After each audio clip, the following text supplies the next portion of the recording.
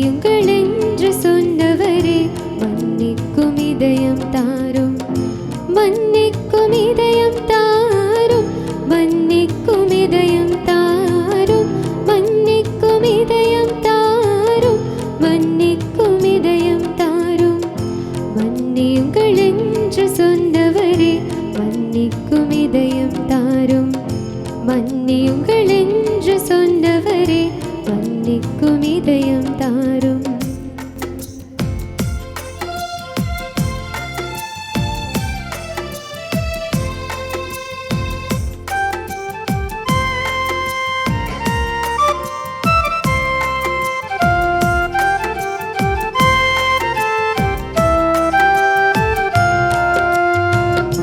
துன்பங்கள் தந்தோரே மன்னிக்கிறேன்,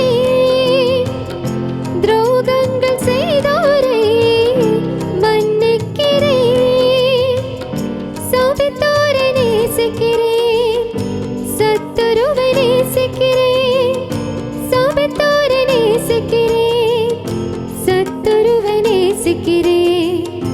மன்னியுங்கள் என்று சொன்னவரே மன்னிக்கும் இதயம் தாரும், மன்னியுங்கள் என்று சொன்னவரே மன்னிக்கும் இதயம் தாரும்.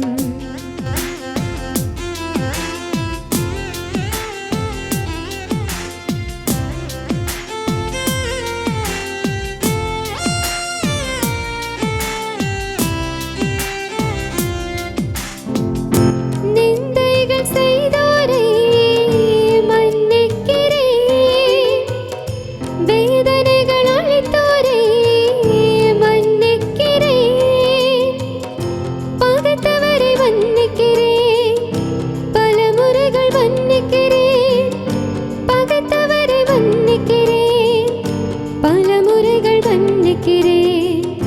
மன்னியுங்கள் என்று சொன்னவரே மன்னிக்கும் இதயம் தாரும், மன்னியுங்கள் என்று சொன்னவரே மன்னிக்கும் இதயம் தாரும், மன்னிக்கும் இதயம் தாரும், மன்னிக்கும் இதயம் தாரும், மன்னிக்கும் இதயம் தாரும், மன்னிக்கும் இதயம் தாரும்.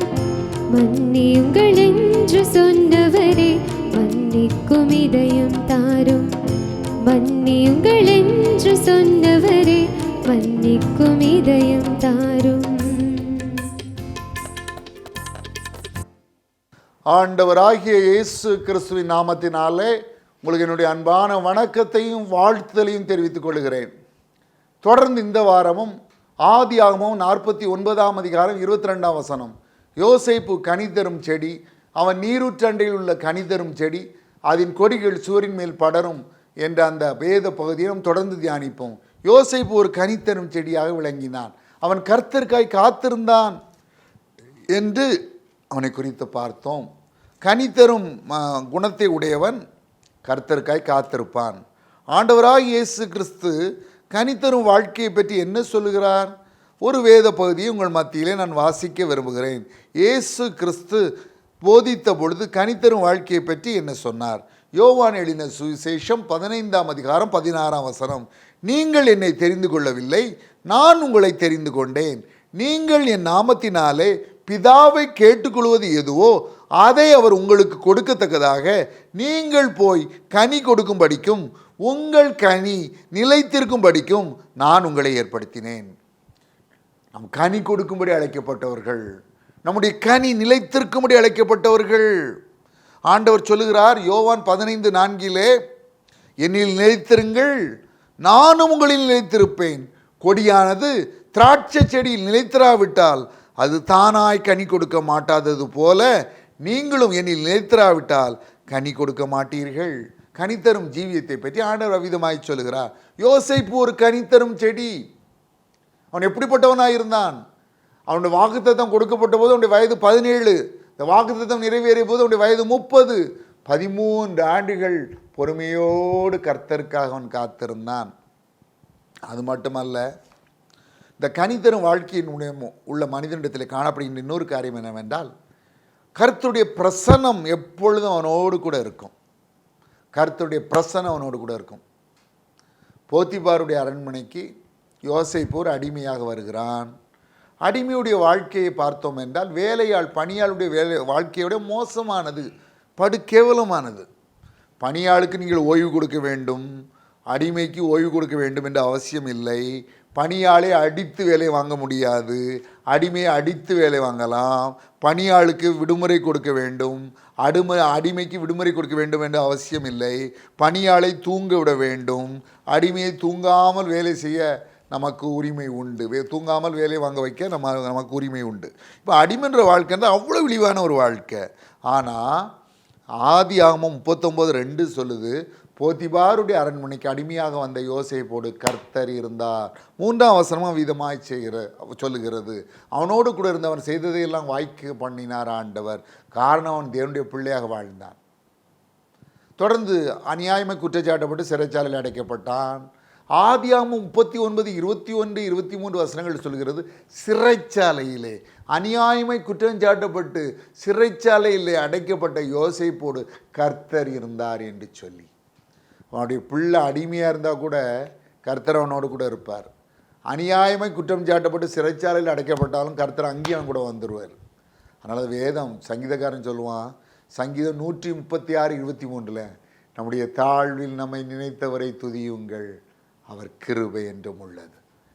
எல்லா சூழ்நிலையிலும் தேவ பிரசனம் யோசேப்போடு இருந்தது. காரணம் அவன் கனி தரும் செடி. ஆதியாகமம் 39ஆம் அதிகாரத்திலே அவனுக்கு ஒரு பெரிய சோதனை வருகிறது. அந்த சோதனையிலே அவன் சொல்லுகிறான், ஆதியாகமம் 39ஆம் அதிகாரம் 9ஆம் வசனத்திலே, நான் இத்தனை பெரிய பொல்லாங்குக்கு உடன்பட்டு தேவனுக்கு விரோதமாக பாவம் செய்வது எப்படி என்று சொல்லி தன்னை பரிசுத்தமாக யோசேப்பு காத்து கொண்டான். என் அன்பு சகோதர சகோதரிகளே, என் அன்பு வாலிப தம்பி தங்கைகளே, இந்த நாட்களில் தான் உங்களுடைய முழு பரிசுத்தத்தை நீங்கள் காட்ட வேண்டும். நீங்கள் கர்த்தருக்குள் வைராக்கிய பரிசுத்தம் உள்ளவர்களாய் வாழ வேண்டும். எந்த சூழ்நிலையிலும் நான் கர்த்தருக்கு துரோகம் செய்ய மாட்டேன், எந்த சூழ்நிலையிலும் நான் கர்த்தருக்கு விரோதமாக பாவம் செய்ய மாட்டேன், எந்த சூழ்நிலையிலும் எனக்குள் இருக்கிற பரிசுத்த ஆவியானவரை நான் புண்படுத்த மாட்டேன், அப்படி உள்ளத்தை வேதனைப்படுத்த மாட்டேன். என்னுடைய பாவத்தின் மூலமாக இந்த உறுதியான தீர்மானத்தை ஒரு யோசேப்பை போல, ஒரு தானியேலை போல நீங்கள் எடுக்க வேண்டும்.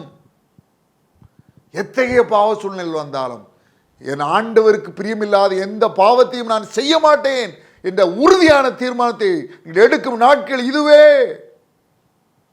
யோசேப்பு வைராக்கியமாய் பரிசுத்தமாய் தன்னை காத்து கொண்டான். என்ன விளைவு வந்தாலும் வரட்டும், நான் இத்தனை பெரிய பொல்லாங்குக்கு உடன்பட்டு என் தேவனுக்கு விரோதமாய் பாவம் செய்ய மாட்டேன் என்ற உறுதியான தீர்மானத்தை எடுத்தான். அத்தகைய தீர்மானத்தை எடுக்க நாமும் அழைக்கப்பட்டிருக்கிறோம். தானியேல் அப்படிப்பட்ட ஒரு தீர்மானத்தை தானே எடுத்தான். ராஜாவின் போஜனத்தினாலும் அவர் பானம் பண்ணும் திராட்சை ரசத்தினாலும் தன்னை தீட்டுப்படுத்தக்கூடாது என்று தீர்மானம் எடுத்தானே. தன்னை தீட்டுப்படுத்தாதபடி பிரதானியின் தலைவனத்தில் வேண்டிக் கொண்டானே. நாமும் அப்படி செய்ய அழைக்கப்பட்டிருக்கிறோம்.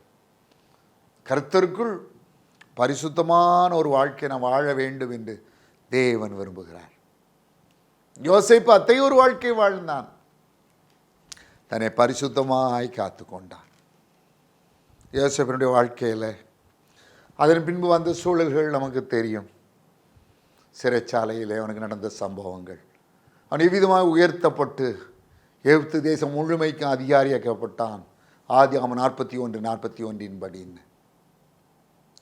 அதன் பின்பு அவனுடைய வாழ்க்கையில் நடந்த ஒரு காரியம், தனக்கு தீங்கு செய்த தன்னுடைய சகோதரரை அவன் மனதார மன்னித்தான்.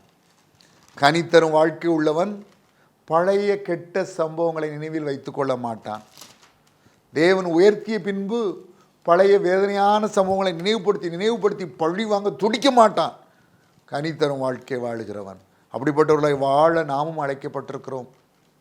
யோசேப்பு சொல்லுகிறான், ஆதியாகமம் 50:20 தன் சகோதரரை பார்த்து, அவனுக்கு தீமை செய்த அவனுடைய சகோதரரை பார்த்து, தண்ணீர் இல்லாத வெறுங்குழியிலே போட்டு அவனுடைய சகோதரர்களை பார்த்து, இஸ்மவேலிடம் விற்ற அவனுடைய சகோதரர்களை பார்த்து, தன் தகப்பன் ஆசை அன்பு தகப்பனிடம் இருந்து தன்னை பிரித்த தன்னுடைய சகோதரரை பார்த்து அவன் ஒரு காரியத்தை சொல்லுகிறான். ஆதியாகமம் 50:20, நீங்கள் எனக்கு தீமை செய்ய நினைத்தீர்கள், தேவனோ இப்பொழுது நடந்து வருகிறபடியே வெகு ஜனங்களை உயிரோடே காக்கும்படிக்கு அதை நன்மையாக முடிய பண்ணினார். தொடர்ந்து 21ஆம் வசனத்தில் சொல்கிறான், ஆதலால் பயப்படாதிருங்கள், நான் உங்களையும் உங்கள் குழந்தைகளையும் பராமரிப்பேன் என்று அவர்களுக்கு ஆறுதல் சொல்லி அவர்களோடைய பட்சமாய் பேசினான். என் அன்பு சகோதரனே, என் அன்பு சகோதரியே, ஆண்டவர் ஒரு நாளிலே உன்னை உயர்த்துவார். உயர்த்திய பின்பு நீ பழைய வேதனையான சம்பவங்களை மறந்துவிட வேண்டும். உனக்கு எதிராக தீமை செய்தவர்களை மன்னித்து மறந்து விட வேண்டும்.